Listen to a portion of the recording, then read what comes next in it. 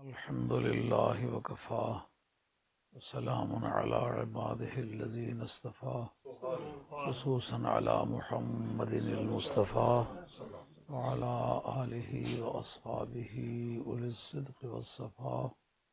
أما بعد، فقد قال الله تبارك وتعالى جل جلاله في القرآن المجيد والفرقان الحميد: أعوذ بالله من الشيطان الرجيم، بسم الله الرحمن الرحيم.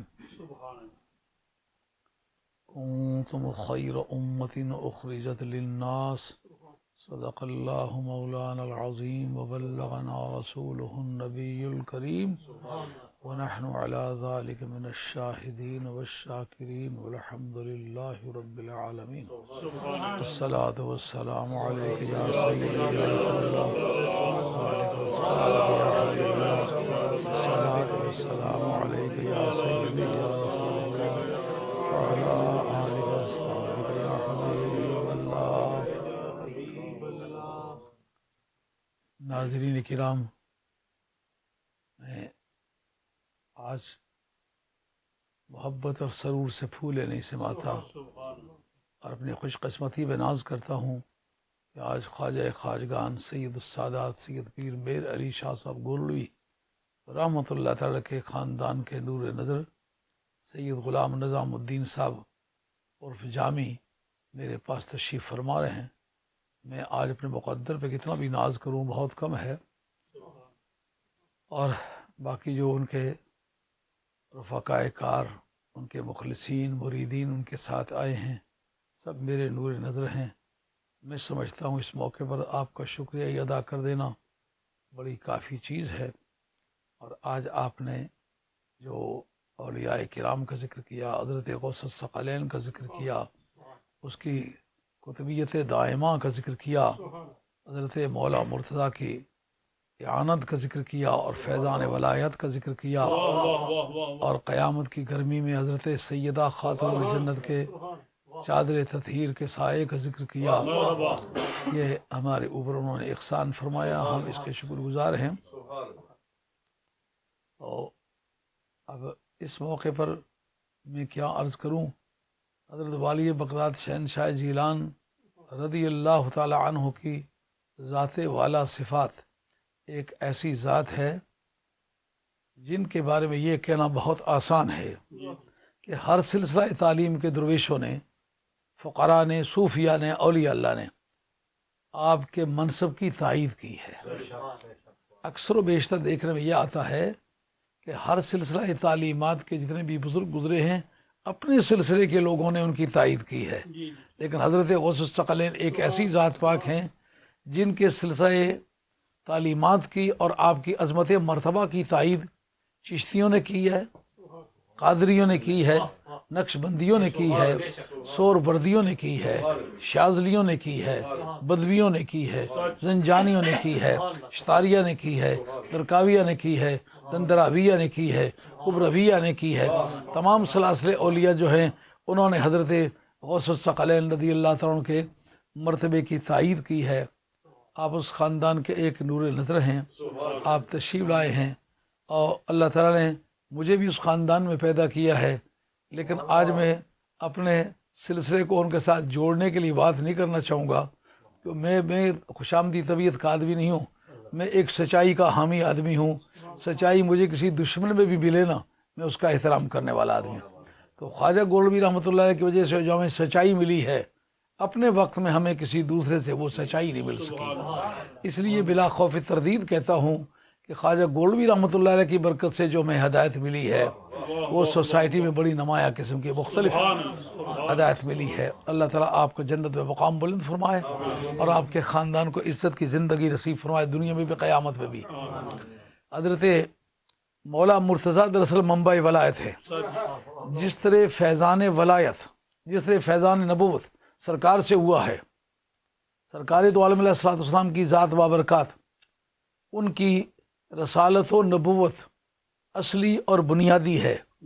باقی انبیاء و مرسلین علیہ السلام کی نبوت و رسالت فری ہے، سرکار سے متفرع ہوئی ہے، اصل اس کی سرکار کی ذات ہے. اسی طریقے سے جس کو کہتے ہیں ولایت، باقی ولیوں کی ولایت فرع ہے، اصل ولایت جو ہے وہ مولا مرتضیٰ کی ہے، اور اس کی شہادت کے طور پر قرآن مجید کا یہ جو ٹکڑا میں نے آپ کی خدمت میں پیش کیا ہے، اس سے استشہاد کرتا ہوں، ثبوت لاتا ہوں، آپ غور فرمائیں۔ اہل علم حضرات سے درخواست ہے کہ اس پر توجہ فرمائیں۔ کنتم خیر امت، یہ کنتم ماضی کے معنی میں نہیں ہے، یہ ثبوت کے معنی میں ہے۔ تم ایک بہترین امت ہو۔ عربی قواعد میں کہ جس کے کامن ناؤن نکرہ کلام میں واقع ہو، اس کے بعد جملہ آ جائے یا شبہ جملہ آ جائے، یعنی ایک کمپلیٹ سینٹنس ہو یا ایک کلاز ہو، وہ سارے کا سارا ایڈجیکٹائیول کلاز ہوتا ہے، یعنی مرکب توصیفی ہوتا ہے۔ قواعد کے مطابق جو کہا نا کنتم خیر امتن، امتن عربی قواعد کے اعتبار سے نکرہ ہے، کامن ناؤن ہے۔ اس کے بعد اخرجت للناس، جو نکالی گئی ہے لوگوں کے لیے۔ عربی زبان میں کافی اقسام ہیں لام کے، ان میں سے اس جگہ جو لام ہے اس کو کہتے ہیں لام انتفاعی، نفع کے لیے، یعنی تم ایسی امت ہو جن کو لوگوں کے نفع کے لیے نکالا گیا ہے۔ اب الناس میں عربی قواعد کے اعتبار میں اس کو کہتے ہیں، جس کو آپ کہتے ہیں انیفورک یا انکلوسیو، یعنی گزشتہ کی طرف اشارہ کرتا ہے اور ساتھ ہی سب افراد کو جمع کرتا ہے، یعنی وہ ایک ایسی یونیورسل پر آتا ہے جس یونیورسل کے ہر فرد کو وہ گھیرتا ہے۔ الناس سے مراد انسانیت کی جمیع اقسام جو ہیں وہ ساری کی ساری الناس میں ہیں، سب انسانیت کے نفع کے لیے تمہیں نکالا گیا ہے۔ اس میں سے صرف بداحت عقلی سے انبیاء علیہ السلام فارغ ہوں گے، باقی تمام انسانیت اس میں شامل ہوگی۔ اب اس موقع پر محل استشہاد کیا ہے؟ یعنی اس صورت میں یہ آیت فٹ بیٹھتی ہے جس صورت میں امت محمدیہ میں کوئی ایسا بندہ ملے جس کا نفع تمام اولاد آدم کو پہنچا ہو، آج پہنچ رہا ہو، قیامت تک پہنچتا رہے۔ اگر اس صفت کا کوئی بندہ تلاش کرو گے تو ہر آدمی دل چاہے گا میرے ابا جی ایسے ہو جائیں، میرا دادا جی ایسے ہو جائے، میرا پیر ایسے ہو جائے، مگر مشکل یہ ہوگی ثبوت کے بغیر کسی کو متعین نہیں کیا جا سکے گا۔ ثبوت جس کے بارے میں متعین ہوا ہے اس کا نام ہے علی مرتضیٰ، اس کا نام علی مرتضیٰ ہے، اور اس کے متعلق لکھا ہے صاحب روح المعانی نے، سید محمود آلوسی بغدادی نے۔ ان کا ایک ہے خلافت ظاہرہ، ایک ہے خلافت باطنیہ۔ خلافت ظاہرہ جو ہے وہ خلافت ظاہر جا رہی ہے، اور ایک ہے خلافت باطنیہ، اس میں حضرت مولا مرتضیٰ نبی کریم علیہ السلام کے خلیفہ بلا فضل ہے۔ جو خلافت ظاہری ہے اس میں پہلے خلیفہ حضرت صدیق اکبر کی ذات پاک ہے، پھر فاروق اعظم، پھر عثمان غنی، پھر حیدر قرار۔ لیکن خلافت باطنیہ جو ہے اس میں اصل جناب مولا مرتضیٰ ہے۔ کون سی کتاب کا نام لے رہا ہوں؟ روح المعانی، سید محمود آلوسی بغدادی۔ کس سلسلہ تعلیمات کے آدمی؟ شیخ خالد کرزی کے مرید ہے۔ شیخ خالد کرزی جو ہے مجدد افسانی رحمۃ اللہ علیہ کے مرید ہے۔ اس کا معنی یہ کہ وہ نقش بندی مجددی ہیں، نقش بندی مجددی ہو کر سرکار بغداد کے بارے میں بات کرے تو یہ امپارشل ایویڈنس ہے، اس کو چیلنج نہیں کیا جا سکتا۔ کیوں؟ یہ حضرت غوث پاک کے سلسلے کے درویش نہیں ہیں، یہ نقش بندی سلسلے کے ہیں۔ وہ کہتے ہیں کہ حضرت مولا مرتضیٰ کی ذات پاک ایک ایسی ذات پاک ہے کہ سابقہ امتوں کو بھی ان سے فیضان ملا ہے۔ کیوں؟ جس طرح نبی پاک علیہ السلام کی نبوت اصلی ہے، باقی انبیاء علیہ السلام کی فری ہے، اسی طریقے سے اصلی ولی جو ہے ولایت اصالتاً ولایت جو ہے وہ جناب علی مرتضیٰ کی ہے۔ اولاد آدم میں جتنے پہلے بھی ولی گزرے ہیں، وہ جو اس وقت گزرے ہیں، وہ جو آئندہ گزر رہے ہیں، وہ یا آئندہ گزریں گے، سارے کے سارے فیضان علی کی وجہ سے فیضیاب ہوں گے تو ان کو ولایت ملے گی۔ اس میں ایک سوال اٹھتا ہے کہ کیا کسی انسان کا توسل فیضان اس کی ولادت سے پہلے بھی استعمال ہوا ہے کہ نہیں ہوا؟ یہ کویسچن ہے، اور خاصا مشکل کویسچن ہے کہ جتنے اولیاء اللہ ہیں آپ دیکھیں ان کی ولادت کے بعد کے واقعات میں ان کو وسیلے کے طور پر استعمال کیا گیا ہے۔ انبیاء علیہ السلام ان کی ولادت کے بعد ان کے توسل کو استعمال کیا گیا۔ ایک اکیلی شخصیت جس کا وسیلہ ولادت سے پہلے استعمال ہوا وہ سرکار کی ذات ہے۔ وَكَانُوا مِن قَبْلُ يَسْتَفْتِحُونَ عَلَى الَّذِينَ كَفَرُوا فَلَمَّا جَاءَهُم مَّا عَرَفُوا كَفَرُوا بِهِ فَلَعْنَةُ اللَّهِ عَلَى الْكَافِرِينَ۔ سرکار کے آنے سے پہلے قرآن کہتا ہے وہ سرکار کا وسیلہ استعمال کیا کرتے تھے۔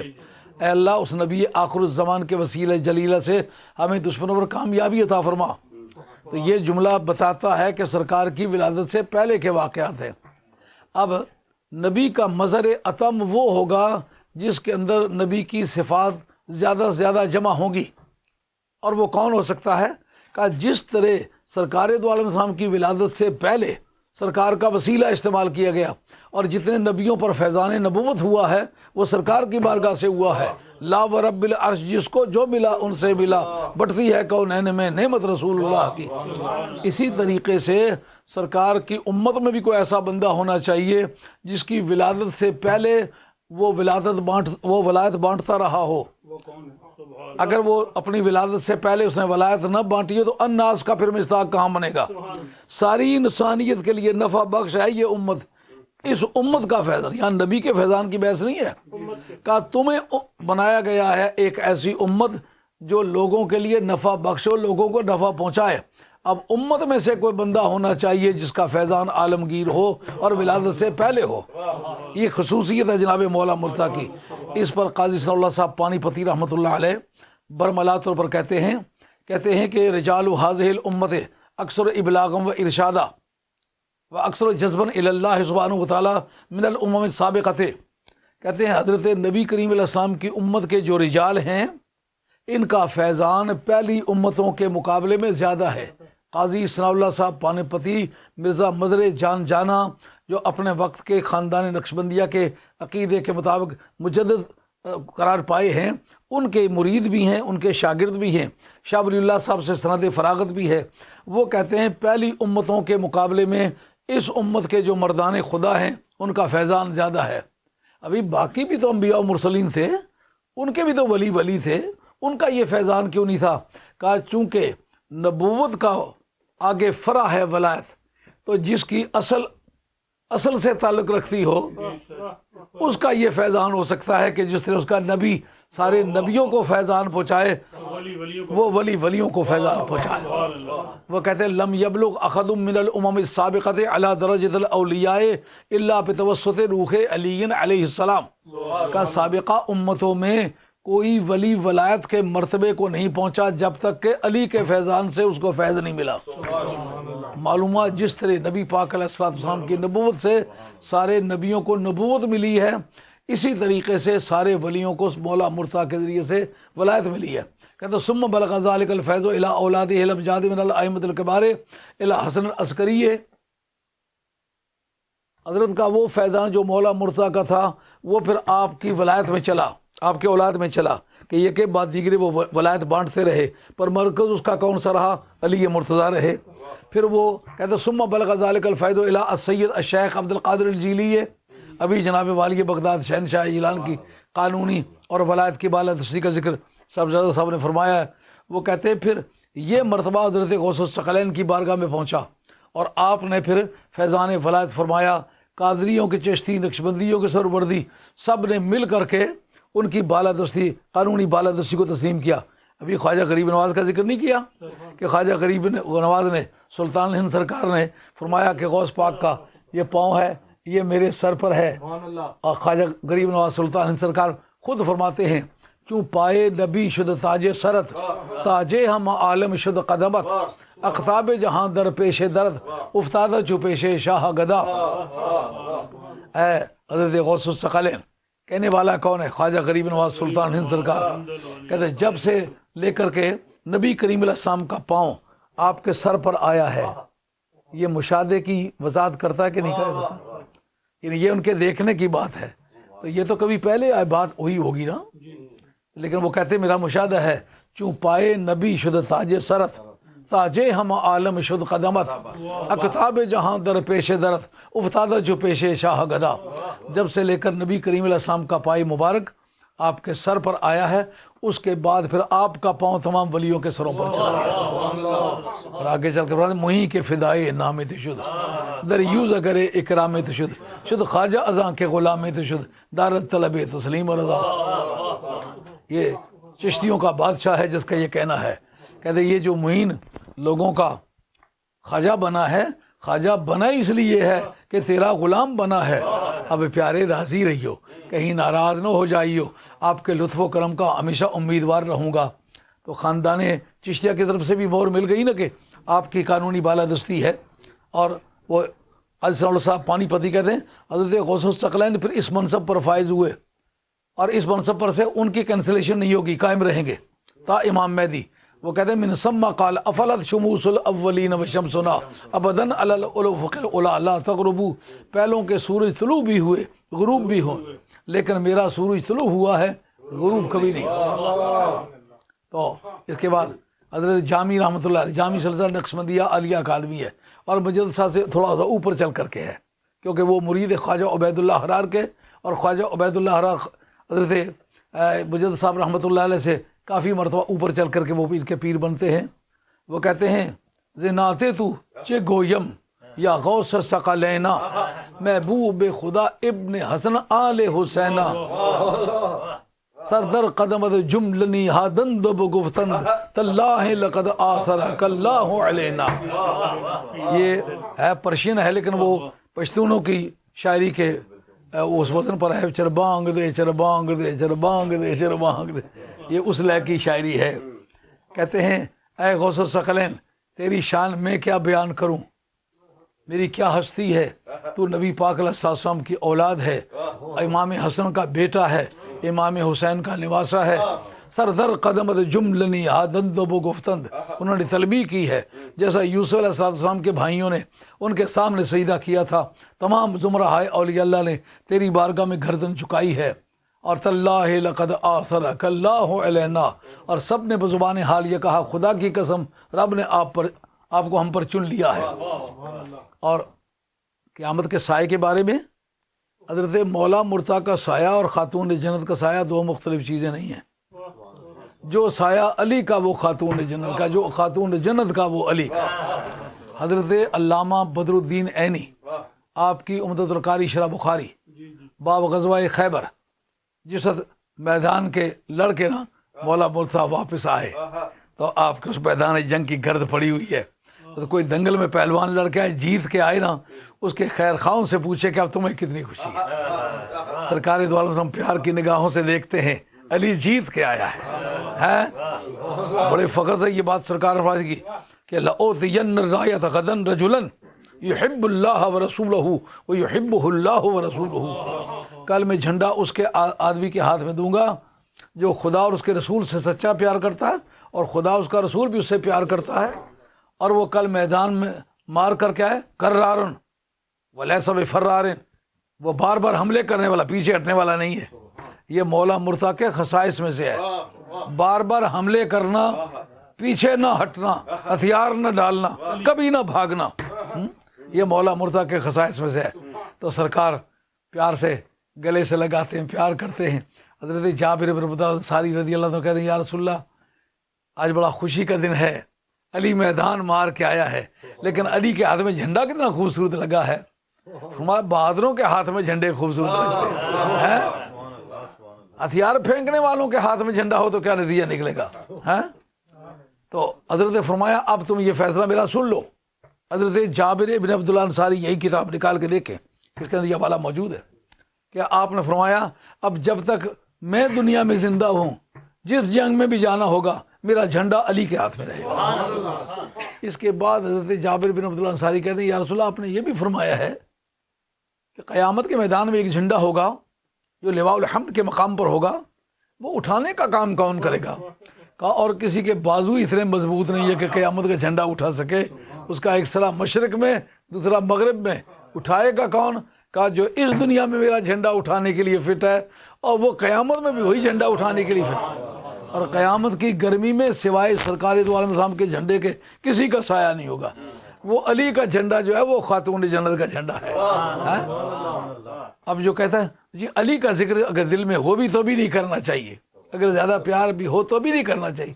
میں کہتا ہوں کہ قیامت کے میدان میں جب علی کے جھنڈے کے سوا کائنات میں کہیں سایہ نہیں ہوگا, سایہ ہوگا تو صرف علی کے جھنڈے کا ہوگا.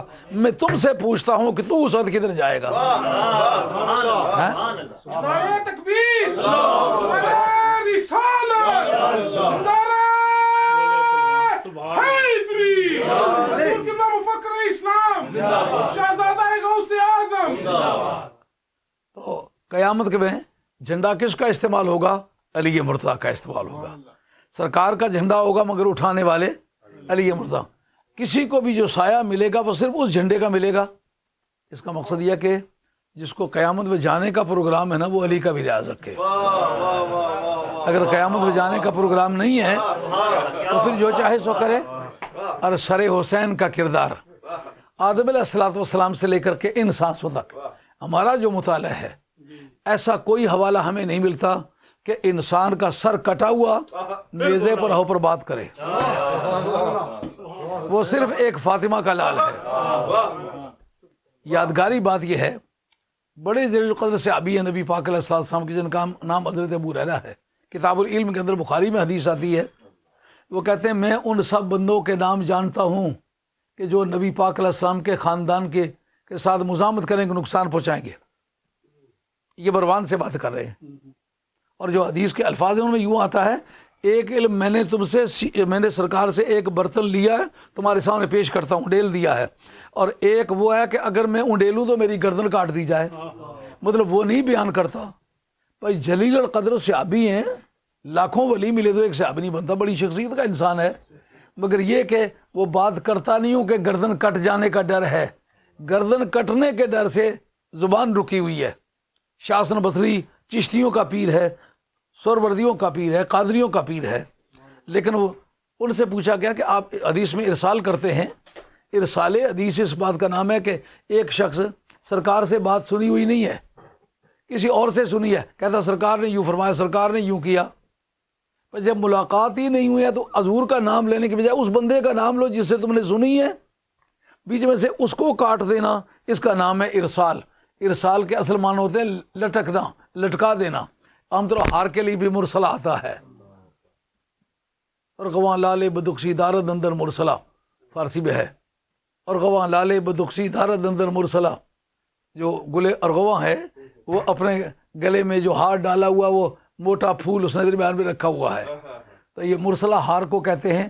لٹکانے کا کام کرتا ہے. یہ حدیث بیان کرتا مگر لٹک کے جاتی ہے کیونکہ درمیان کے راوی کا نام نہیں لیتا. پوچھا گیا شاہ حسن بصری سے، آپ سرکار سے تو آپ کی ملاقات ہی نہیں ہوئی، آپ سیدھے اس صحابی کا نام کیوں نہیں لیتے؟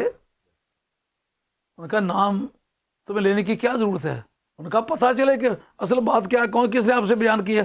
ان کا ہم سچے لوگوں کے پاس بیٹھنے والے ہیں، انہوں نے سچی باتیں ہم سے کی ہیں، ہم جھوٹی باتیں کرنے والے نہیں ہیں. نکل گئے. پھر کسی دوسرے وقت میں دوسرے لوگوں نے مجبور کر لیا. انہوں نے کہا ہم بدریوں کے ساتھ مل کے لڑتے رہے ہیں. تو حضرت شاہ حسن بصری رحمۃ اللہ علیہ دوسری مرتبہ بھی ٹال گئے کہ ہم بدریوں کے ساتھ مل کے لڑتے رہے ہیں، اور وہ ایسے لوگ تھے کہ وہ آسمانی قدسیوں کی طرح تھے. آخر ساتھیوں تنہائی میں گھیر لیا، سچ بات بتاؤ کہ قصہ کیا ہے. ان کا دراصل یہ ساری روایتیں جو میں بیان کرتا ہوں نام نہیں لیتا ہوں، راوی کا سرکار کا نام لیتا ہوں. یہ ساری کی ساری حدیثیں میں نے حضرت مولا مرتضیٰ سے لی ہیں. ان کا مولا مرتضیٰ کا نام کیوں نہیں لیتے ہو؟ ان کا نام اس لیے نہیں لیتا ہوں کہ حجاج بن یوسف کا دور اقتدار ہے، ان کا نام لوں تو میری گردن کاٹ دی جائے گی. حضرت ابو ہریرہ رضی اللہ عنہ کی ذات پاک سے پاک، بلند سے بلند ہے، مگر بات کیوں نہیں کر پاتے کہ حلق کا ڈر ہے. شاہ حسن بصری بڑی سے بڑی شخصیت کا نام ہے مگر بات کیوں نہیں کرتے؟ حلق کٹ جانے کا ڈر ہے. واہ حسین تیرے کردار پہ قربان، کا سر کٹ سکتا ہے پر چپ رہنے کی تمہیں اجازت نہیں، بولنا پڑے گا. نعرہ تکبیر، نعرہ رسالت، نعرہ حیدری، نعرہ غوثیہ، حضور قبلہ مفکر اسلام، ان میں سے کوئی شخص دوش مصطفیٰ پر نہیں بیٹھا، مور نبوت پر نہیں کھیلا. یہ جتنے میرے صحابی یہ بڑی شان والے ہیں، ان کی شان کا انسان دنیا میں تلاش کرنے پر نہیں مل سکے گا. مگر تمہیں بتاؤں، مور نبوت پر تم کھیلے ہو، گردن مصطفیٰ پر تم بیٹھے ہو، اور تم نے سرکار دو عالم صاحب کی گود میں بیٹھ کے مزے لیے ہیں، اور میری زبان کو لے کے منہ میں چوسا ہے شہد خارے لعاب دہان نبی، چاشنی گیرے عصمت پہ لاکھوں سلام. اب تمہیں سر کٹ سکتا ہے پر چپ رہنے کی اجازت نہیں، وہاں بیٹھ کر کے کلمہ کہنا ہوگا. کہنے والے کہتے جناب اس کا ثبوت نہیں. امام جلال السیوطی کی خصائص کبریٰ اس کے اندر یہ بات موجود ہے. امام بہقی ان کی سنن کبریٰ کے اندر یہ موجود ہے. امام طبرانی کی طبرانی شریف کے اندر موجود ہے. اور علامہ مومن مصری شبلنجی کی نور الابصار فی مناقب اہل بیت النبی المختار، اس کے اندر موجود ہے کہ سر حسین نے بات کی، واہ حسین تیری شان پہ قربان، کہ تمام انسانیت کی صفوں میں اس کی کوئی مثال نہ مل سکی، سر کٹ جائے پر اپنے مدعا پر اپنے مشن پر ڈٹا رہے، اس کا اعلان دشمن کے گھر چل نوکے ریزہ پر بیٹھ کے وہ خطبہ دے کہ کائنات اس کے مقابلے میں حیران رہ جائے۔ ہم صاحبزادہ صاحب کے شکر گزار ہیں، تشریف لائے اور اپنی قیمتی معلومات سے اور اپنے بزرگوں کی قیمتی یادگاروں سے میں نوازا ہے۔ امید ہے کہ آئندہ بھی جب کبھی ہمارے یہاں ملک میں تشریف لانا ہوگا ہمارے پاس ضرور تشریف لائیں گے، اور قاضی عبدالعزیز صاحب کا بھی میں شکر گزار ہوں جنہوں نے صاحبزادہ صاحب کو لانے کا اہتمام کیا ہے۔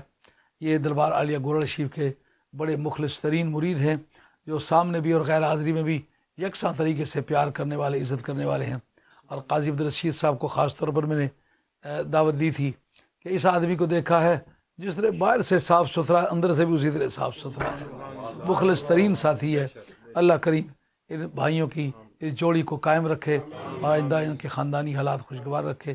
باقی سارے دوستوں کا بھی شکر گزار ہوں، آپ نے اپنی مہربانی سے نوازا ہے۔ ہمارے لیے یہ ایک بڑا اعزاز ہے کہ دربار عالیہ گولڑا شریف کا کوئی مرید ہو تو اس کو ہم مل لیں۔ تو ایک مرتبہ شروع میں آیا تو ایک آدمی کو میں نے وہاں جاتے ہوئے دیکھا برمنگھم میں، اس نے وہ تنکوں کی ٹوپی پہنی ہوئی جیسے اعلیٰ خواجہ گولڑی باندھا کرتے تھے، وہ پگڑی باندھی ہے۔ میں نے گاڑی کھڑی کر لی تو میں نے اس کو بلا کے پوچھا، میں نے کہا گولڑا شریف کا مرید ہو؟ انہوں نے کہا گولڑا شریف کا مرید۔ گلے رکھ کے میرا پتہ نہیں کیا نام انہوں نے بتلایا، آج 31 برس کی بات ہے، لیکن بہت طبیعت خوش ہوئی۔ ایسا معلوم ہونے لگا کہ یہاں اس ملک میں ہمارے ہم فکر لوگ بھی آباد ہیں۔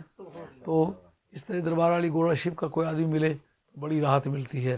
آپ سب دوستوں کا شکر گزار ہوں، آپ نے زحمت فرمائی، صاحبزادہ صاحب کو آپ ساتھ لائے، اللہ آپ کی صحت و عمروں میں برکت فرمائے اور آپ کی وابستگی دربار عالیہ سے زیادہ سے زیادہ مستحکم فرمائے۔